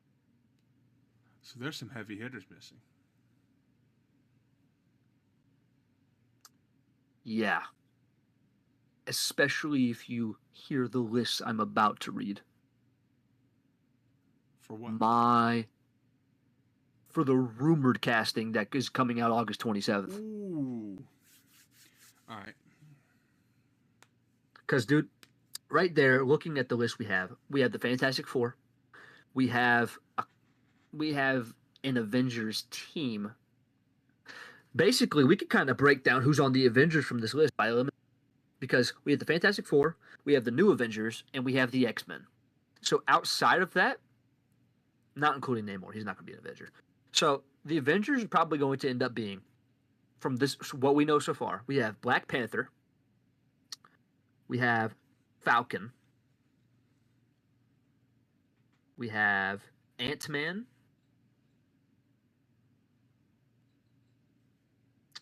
Shang-Chi, and Captain America. because unless M'Baku, I think M'Baku's just going to be helping Shuri. So there's 5 members of the Avengers team currently, not counting the new Avengers, not counting Fantastic Four or X-Men, and obviously not Doom. But so not too shabby. I don't dislike anybody who's on that team. So, are you ready for this rumored casting? Oh, very much. So, ladies and gentlemen, I just read 27 names for who is in the film for sure. These are 33 other people who could possibly be in this film, making a total of 60. For your reference, Avengers Doomsday had 63 characters. This is 3 less than Endgame.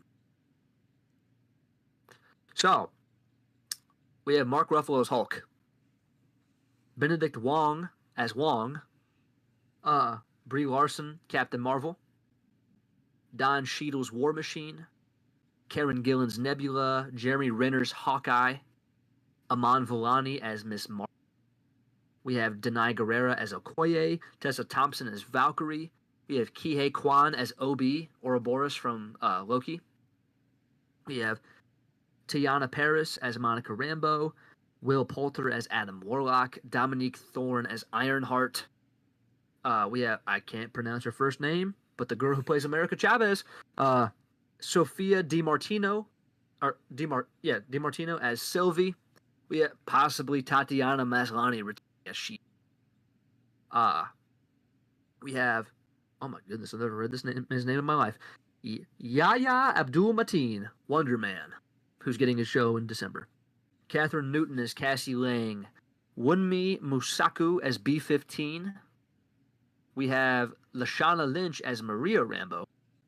Famke Janssen as Jean Grey from the original X-Men. We have Halle Berry's Storm. Kay Zinn as Phyla. She's the other animal that was in Guardians. That was like Rocket's girlfriend. We have Owen Wilson as Mobius. Chris Pratt as Star-Lord. Samuel L. Jackson as Nick Fury. Charlize Theron as Clea. Benedict Cumberbatch as Doctor Strange. Haley Atwell as Captain Carter. Bradley Cooper as Rocket. Vin Diesel as Groot. Maria Baklava as Cosmo. And Chris Evans as Steve Rogers. That is a hefty list.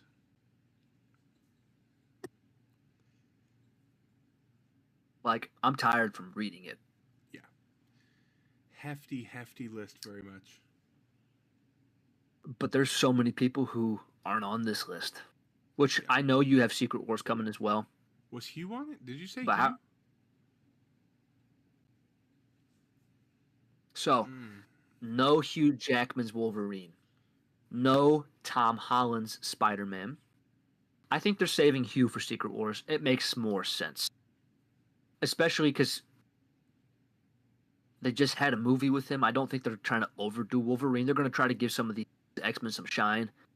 He could come back to be part of them. I think it'd be fine. But I don't... So, he could be in this. This is rumored. This is not a finalized thing. So there may be different people. Some of these people may not even be in this film. But, yeah, so at the moment, no Hugh Jackman, no Tom Holland. We don't have Toby or Andrew, which I think will be in Secret Wars. An established MCU character, though. Where is Kate Bishop? Yeah. I had that thought when you said Hawkeye. Yeah, no Kate Bishop. No Scar. I don't know if they're going to do anything with him anymore at all. You don't have Billy Maximoff or Tommy Maximoff, Wanda's kids. We don't have... There's several of the X-Men that they could bring back. They brought back a lot of them, but no Moon Knight, no Daredevil, no Punisher, no Jessica Jones or Luke Cage or Iron Fist. So none of the Defenders, which they're all street level. I don't really know if all of these people are going to be here anyway. Yeah, but it's kind of crazy, and 60 people, though, I understand why you're not going to have everyone. I think a lot of these people are going to die. Really? I think a lot of them are gonna get off in this film because there's no way you're gonna have 90 characters in Secret Wars. Yeah, that's true. Because, dude, you bring back both Fantastic Four teams. You bring back Hugh, Toby, and Andrew. You bring back multiversal characters. Get Miles Morales. There's a ton of stuff. Like, so it's too much. Yeah, I agree. I agree with Drea. There's going to be a lot of people who's not going to make this film. Yeah. So, basically, casting-wise, what are you thinking about casting? If you had a cast of these 60 people, and this is the only thing we're basing off right now, do you think that this film would do well? Oh, if their story is good enough, yes. There's no reason in the world that they shouldn't be able to give us a great story with the actors and actresses playing the characters that you just named. No reason shouldn't have a good story. Especially because it's the Russo brothers as well, who've done Civil War. They've done Infinity War, and Endgame, and The Winter Soldier. They know Marvel very well. Yep. Very much. So they can handle it. So casting, I don't think's a problem. No. Some of these characters I don't understand, especially the rumored ones. There's some rumored ones I don't understand in this film. Personally, I don't see a lot of the Guardians having a part. I see Star-Lord having a part in this film, but not the Guardians. I think the biggest problem with it is a lot of these characters are getting their first introduction to the MCU. And I don't really think you do that in Doomsday. But. No. And, like, dude, like, a character like America Chavez being in this film. I read something at one point. They were literally talking. There's the only reason she's going to be in this film is to open up a portal to a different multiverse so they can go through. That's literally it. I mean, it makes sense. So she's going to be in the movie. It makes sense. Like, literally, it's stuff like that I'm like, why? Yeah, that's how you get there, but you're going to hire her just to have 2 minutes and that's it, and you just throw her away because she's only been in Multiverse of Madness. We've never seen her. Yep. So, casting-wise so far, I don't think this movie's doomed. No, casting-wise, I think it should be fine. As long as the story's not complete buns. I'm not going to lie, though. At the moment, kind of looking ahead, this may be the only area right now that I'm thinking that we're okay in. Ooh. Which is kind of sad. Well, we're going to talk about the budget next. Yep.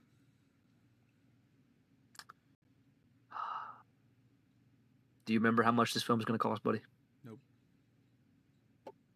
Oh. I'm pretty... Yeah. Is it a B? Yeah, dude. It's a female dog. Chat, $1 billion on Doomsday. That is... $1 billion movie is insane. Yeah. And this kind of goes hand in hand with what we're about to talk about now, because, well, in a minute, because $1 billion movies for a movie that has not been set up is insane. Yeah. Like, I get there's standalone films. I get there's standalone films that, you know, nobody's heard a thing about them before, and they come out and they can make $1 billion. I get it.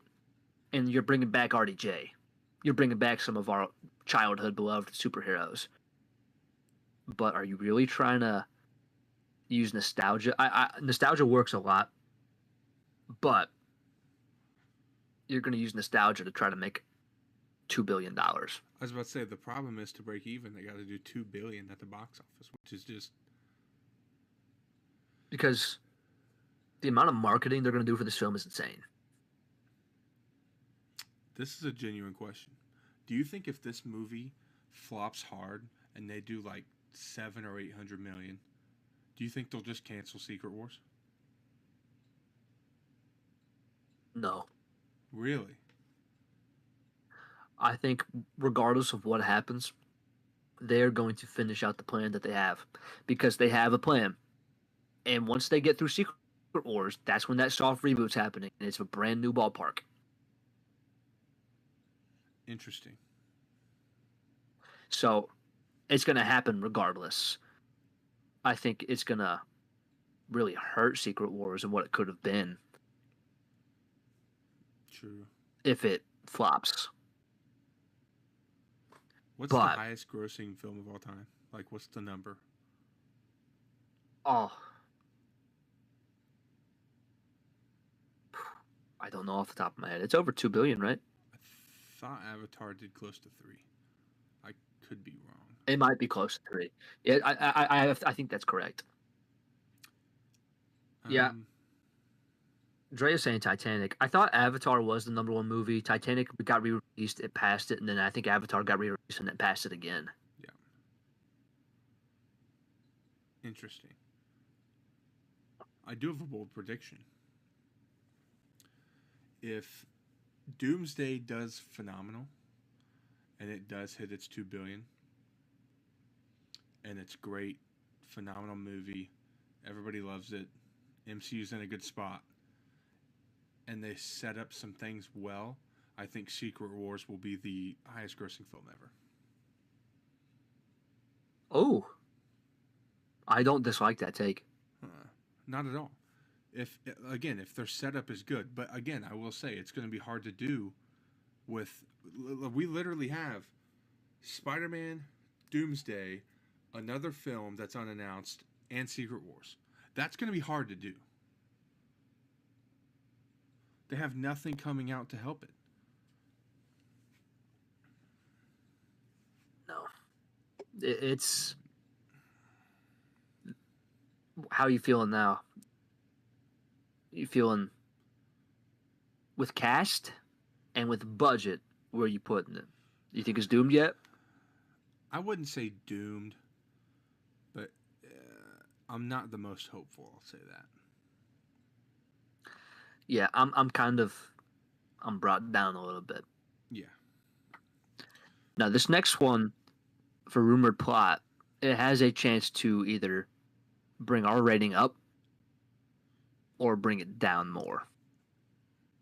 So, as far as rumored plot, I think the biggest elephant in the room is obviously the thing that hurts it is no setup. Like, we had 2 post-credit scenes. That's it. Yep. So, that setup's gonna hurt. Yeah. I agree. That's kind of the setup is what I put in what I'm worried about. Because think about it. Like, think about how long they set up Thanos. Yep. Like, even Kang had more setup. That's true. Even Kang had more setup, bro. He was in Loki. Not think about that. He was in both seasons of Loki and Ant-Man. Yep. And he was going to be in more before Kang Dynasty came out, but that didn't happen.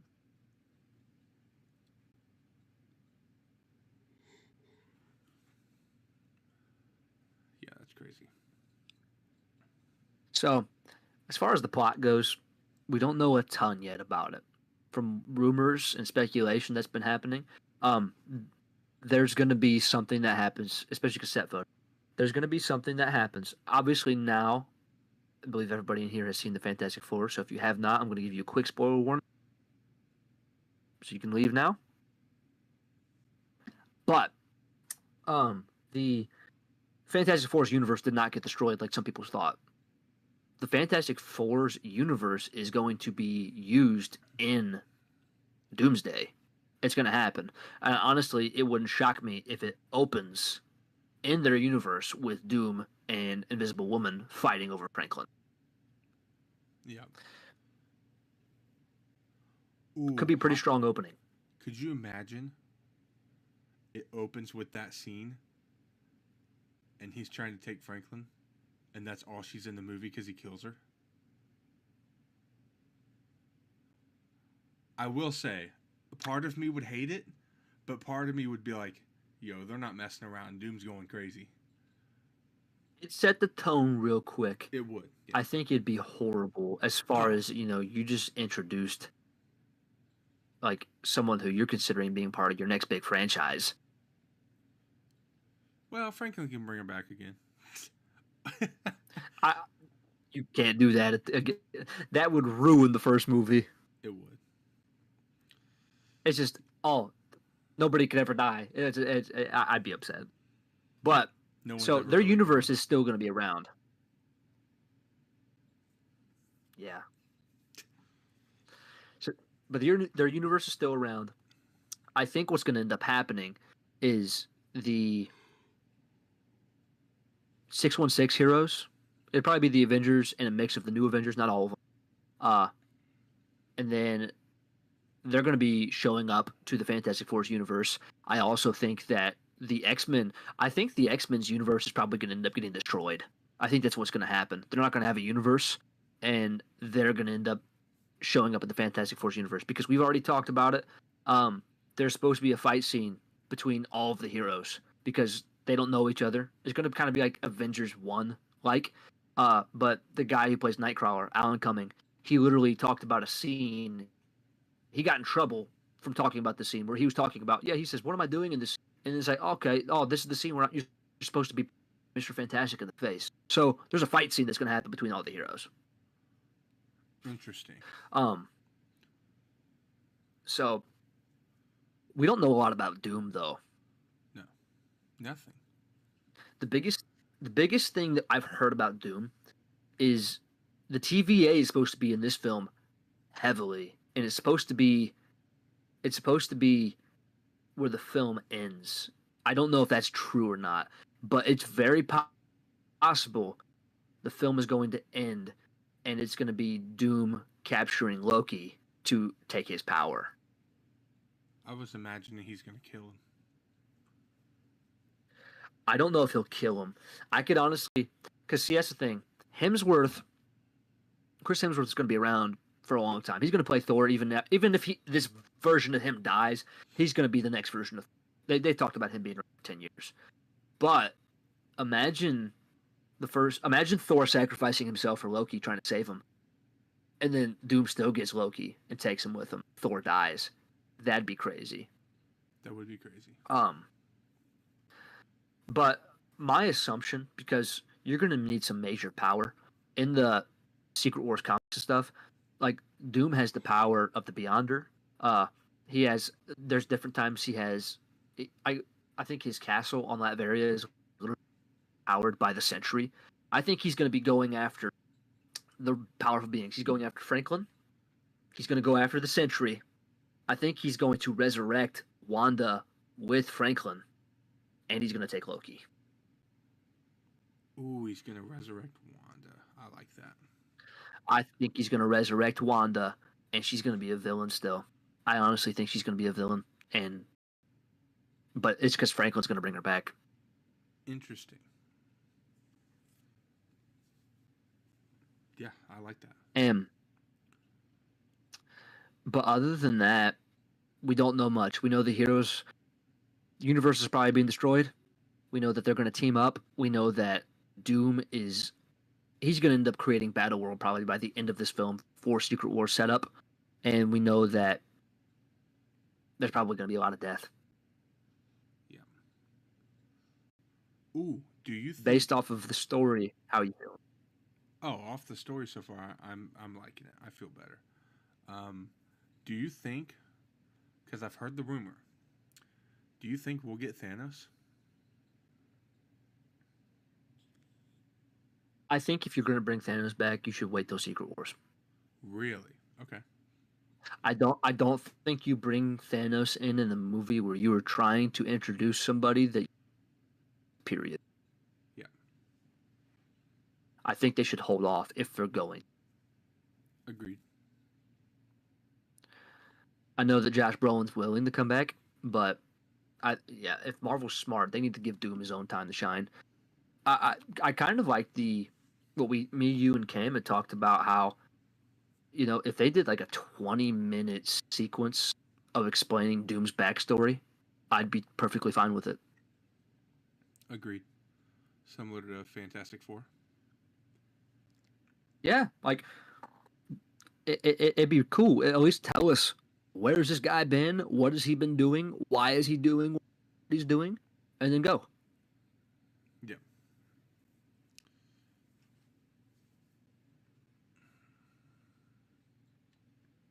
What would you want to see in this film?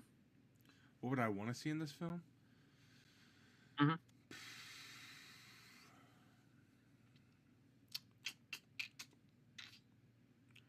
I want to see Doom's power. I really want to see what he's capable of.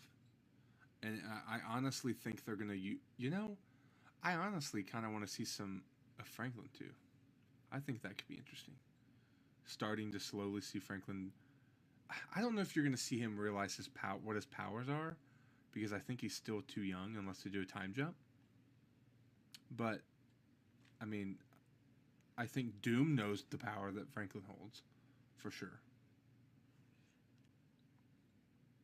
Yeah, Franklin's going to kind of seem like Jack from The Incredibles for a while. Yeah. I feel like he kind of doesn't know what he can do, and he just does it without knowing why or how. But Yeah. I do agree about Doom, because we haven't really ever got to see Dr. Doom being a sorcerer, like him using magic. I think it'd be safe to see it. 100%. I kind of want. I think if they do that opening sequence where he takes Franklin, the way you were saying, I kind of want him to fight all four. I honestly kind of want that. Yeah, I'm down for that. I just don't know if they're going to do it.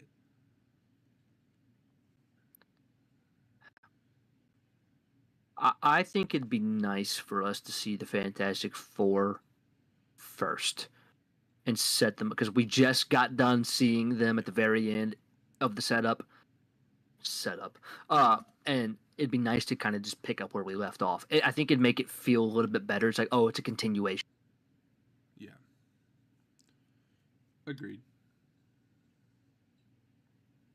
So, yeah, honestly, I think this movie can have some very emotional moments. Like I said, I think there's going to be a lot of people who die. And I'll be really, I think thinking about either Tom Hiddleston. My only thing is they've killed off Loki so many times. It's like they could do it again, but like it kind of is going to start losing its impact. True, if they kill Thor, it's going to have way more of an impact, and that's going to be such a sad scene. I mean, that's true, but I think this killing off of Loki would be the most emotional, especially for everybody having seen Loki season 2. This one would mean the most because this is the best version of Loki. And it'll probably be the first time that him and Thor have seen each other since Loki died in Infinity War. Yeah. But the problem is... because Thor has no idea he's alive. I don't remember. Does this Loki have those feelings? He doesn't, does he? He saw his entire life at the TVA. They played it back for him. That's right. So he may not... I don't know if he necessarily feels... because he still knows Thor. Because this Loki was literally from 2012. And they just plucked him out. So he still knows most of it. He's just kind of missing about 10 years. Yeah. But that could be an emotional sequence. Probably one of the most emotional sequences of the film, probably, if one of those two die. By far. I do hear that we're getting comic accurate X-Men suits too. Ooh, really? I've heard it. I hope it's true. I don't see them killing off Thor, especially after saying that he's sticking around. My only thing is there's probably going to be so many variants of Thor in the future. I don't know what they're going to do as far as like, oh, this is just a different version of Thor, but he's now the main Thor. I don't know. Yeah. My hope is that they don't bring Jane Foster back in some way and she's the main Thor.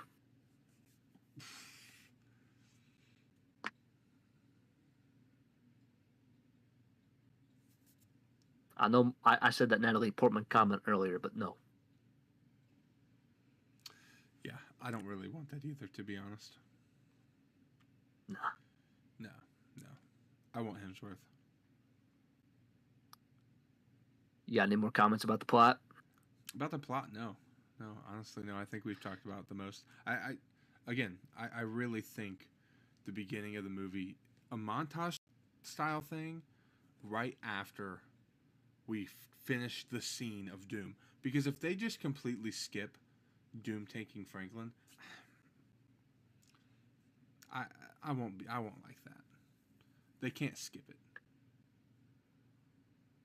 Yeah, how they start this film is very important. Yeah. It's going to set the tone, and if it's not, if they don't come out with the like, they don't come out running immediately, hit the ground running, it's not going to be what people want. The people are just going to be upset. Do we know runtime? Not yet. Dude. My assumption is it's going to be over 2.5 hours. Knowing literally having 60 people in it possibly. Dude, it's got to be 3 hours. I just don't I could see it being over 2.5.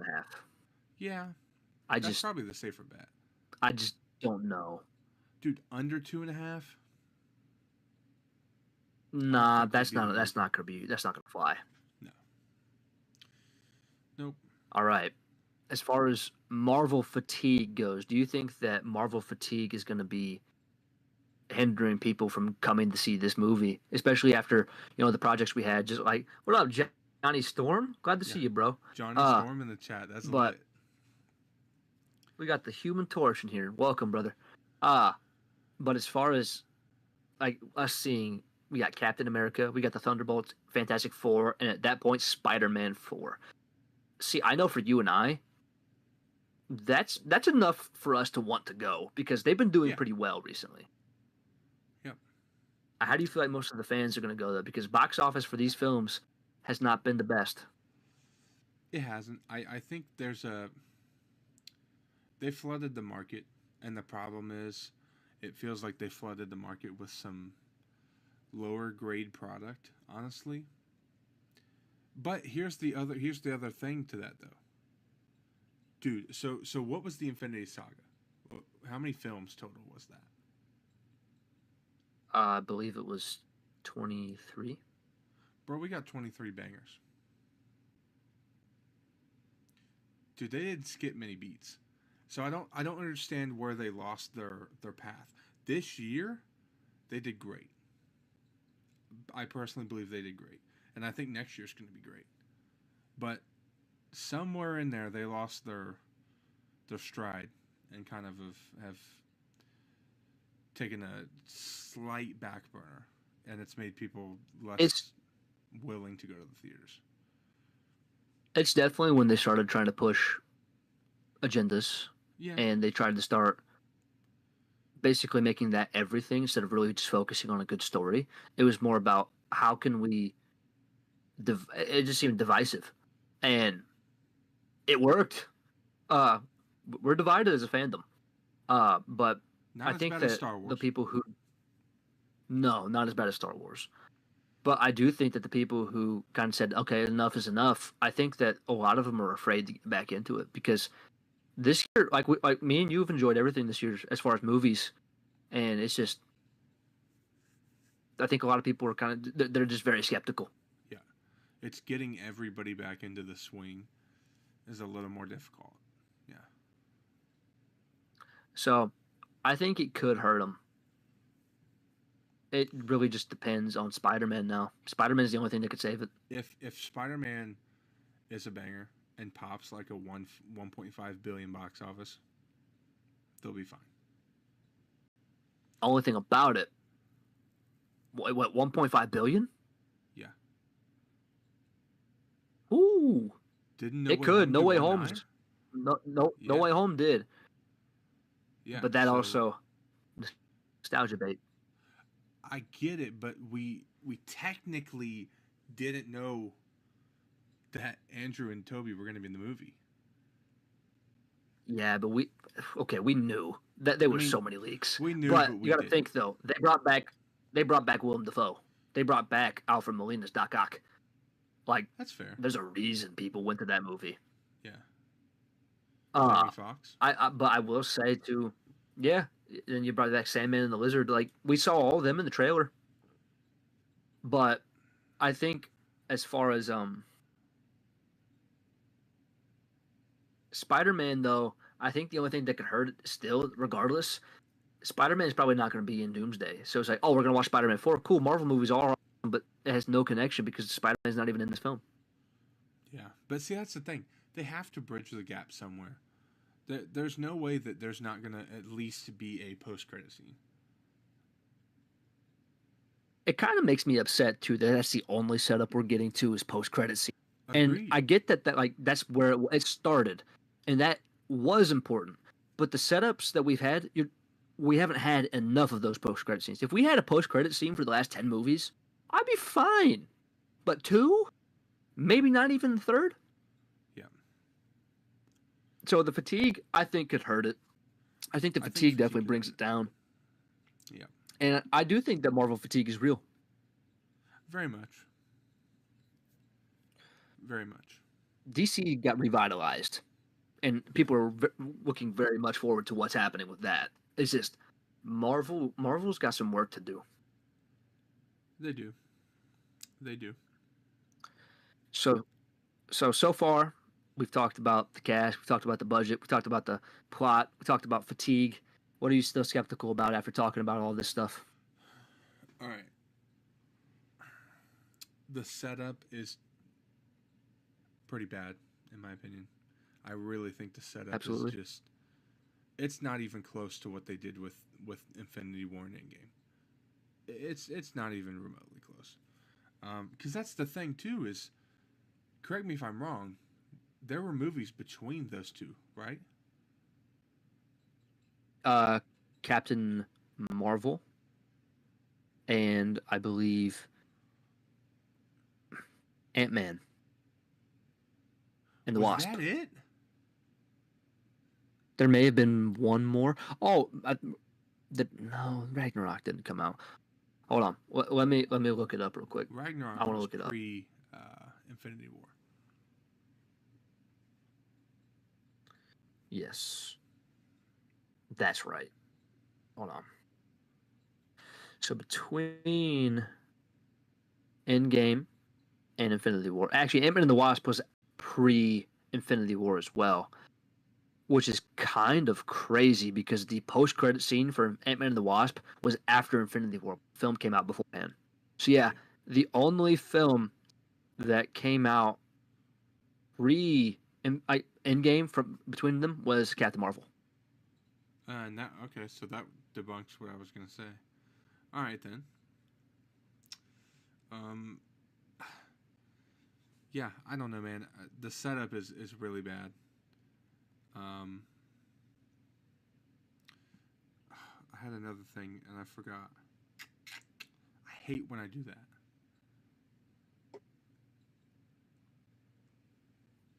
Oh, they just finished Act 3 of the movie. They just finished writing it.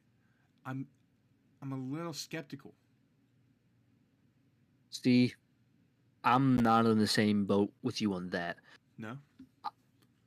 No, because I think that regardless of them just finishing the entire script, they had to have their outline done. They probably had a very solid, this is where we need to get it to. It's just getting the in-between is, I think, what... And I'm not as worried because, it's the Russo brothers. That's fair. That's fair. But I do agree about the setup, 1,000%. And I think that their budget is ridiculous. The budget's crazy. The budget is $100 million for RDJ. Listen, I have no hate towards RDJ. I think he's worth it. I think he's earned it. But man, dude, they're paying one actor the chunk of a lot of movies total budget. There are movies that never even made that much money, and we're giving him $100 million, bro. He's the biggest reason people are going to see this film, though, especially because he's probably going to play four different roles. That's fair. So he's getting paid $25 million a role. Pretty much. Yeah. Wait, 4 different. I think he'll definitely play Doom. I think he's going to end up playing probably 3 different Iron Man variants. Oh, really? Possibly. I've heard 4 characters a few times now that he's going to be playing characters. Interesting. I think he play. I honestly don't know how he's going to do. He'll definitely play. I see stuff all the time, but he's definitely filming Doctor Doom scenes and during the day, but they Iron Man. Interesting. Okay. But as far as that goes, I really do think it's just the setup and the budget. Yeah. But story should be fun. They shot themselves in the foot. They shot themselves in the foot with the budget. They did. And then it makes it almost seem impossible. Like it's. My only thing too about Marvel fatigue. This may be the only thing that saves them.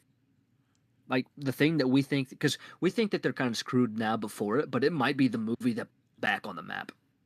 Yeah. Because at the end of the day, it's still an Avengers film. It is. It is. So, I'm kind of, I don't know. I want to try to be like a half glass full type of person and like think that, this could be the movie that changes everything. I'd like to think that, but I don't know. It could be. Do you think we're going to get a Infinity War Thanos with the gauntlet style obliteration at the end of this movie? Like we did with... I think it's going to end with there's going to be some massive incursions. There's going to be several universes that die, and Doom's creating Battleworld. Ooh. He's going to make one collective universe, and that means characters that we love, like it could be Toby and Andrew's universes that get destroyed, and that kind of makes me feel like maybe one or both of them's going to end up dying. I have no idea. I'd cry so badly if they died. Like... somebody's universe is going to get destroyed, and that's the whole point, though. Doom is trying to save the multiverse by making it just one universe. He doesn't want all these different variants. He wants one collective thing where they all can be. So, but they're going to start talking more and more about that anchor being thing more. I don't know a ton about it, so I can't comment on it, but the anchor being is going to be a big thing, too, and I don't know if... because these universes can't survive without their anchor beings as well. Jeez, okay. Dude, like there's a theory that Doom might be going to get all of the anchor beings and capture all of them so their worlds die. Wow. Yeah, the theories and the plot stuff has me excited. It's for the sure. Budget and the fatigue that I think are a little scary, and the setup. I agree. So, with that being said, buddy, do you think Avengers Doomsday is doomed?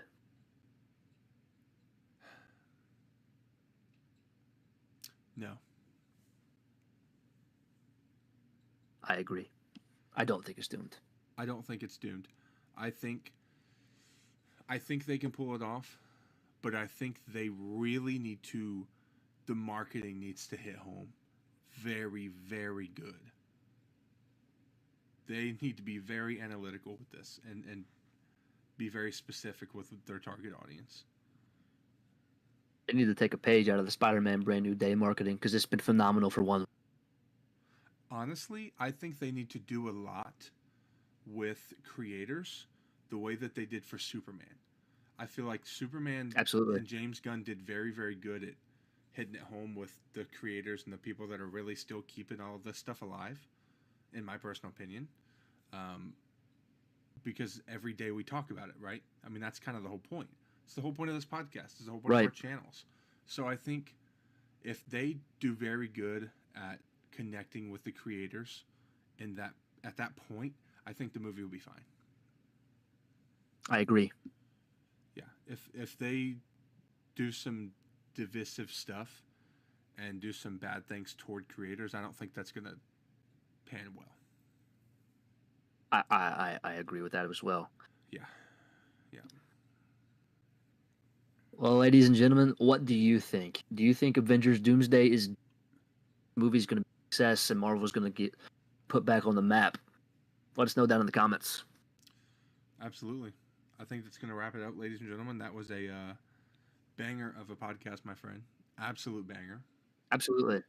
Yeah, I enjoyed that one a lot. Very much. All right, chat. I will see y'all later. We're going to be doing anything on TikTok. We do have a stream on Wednesday and Friday this week, 8 p.m. on the Nerds of Multiverse TikTok. Should be pretty good. Stay tuned for some videos coming out. Got some things planned. I'm sure Trey does as well. Very much, especially now, because there was a cool piece of Star Wars rumor that came out when we were at Bible study, and I'm gonna make a video on it. Yeah. Sick. All right, chat. I will see y'all later, man. See y'all next week on episode 6. It's gonna also be a banger. Peace, y'all.